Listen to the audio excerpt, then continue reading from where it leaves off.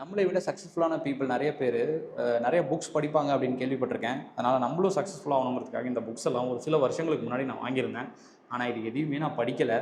இப்போ படிக்கலாம் அப்படின்னு டிசைட் பண்ணி இதை எடுத்திருக்கேன். ஸோ என்னென்ன புக்ஸ் அப்படின்னா, ஃபஸ்ட்டு வந்துட்டு இக்கிகை அப்படின்ற ஒரு புக்கு. இது வந்து ஒரு லாங் அண்ட் ஹாப்பி லைஃப் நம்ம எப்படி வாழலாம் அப்படிங்கிறது இதில் பேசியிருப்பாங்க. அடுத்தது வந்து சீக்ரெட், த சீக்ரெட்ன்ற புக்கு. இது வந்துட்டு உங்களுக்கு லா ஆஃப் அட்ராக்ஷன் எப்படி ஒர்க் ஆகும், நம்ம லைஃப்பில் அதை எப்படி யூஸ் பண்ணிக்கலாம் அப்படிங்கிற விஷயங்கள்லாம் இதில் பேசியிருப்பாங்க. தென் மூணாவது வந்துட்டு how to influence people and win friends. Influential பர்சனாக எப்படி இருக்கிறது, ஃப்ரெண்ட்ஸ் கிட்ட எப்படி ஒரு நல்ல ரிலேஷன்ஷிப் மெயின்டைன் பண்ணுறது, அப்படியே அந்த விஷயங்கள்லாம் இதில் பேசியிருப்பாங்க. ஃபோர்த் வந்துட்டு பவர் ஆஃப் சப்கான்ஷியஸ் மைண்ட். நம்ம மைண்ட் வந்து ஒரு சூப்பர் பவர். அந்த சூப்பர் பவரை வந்து எப்படி நம்ம யூஸ் பண்ணலாம் அப்படிங்கிற விஷயங்கள்லாம் இதான்.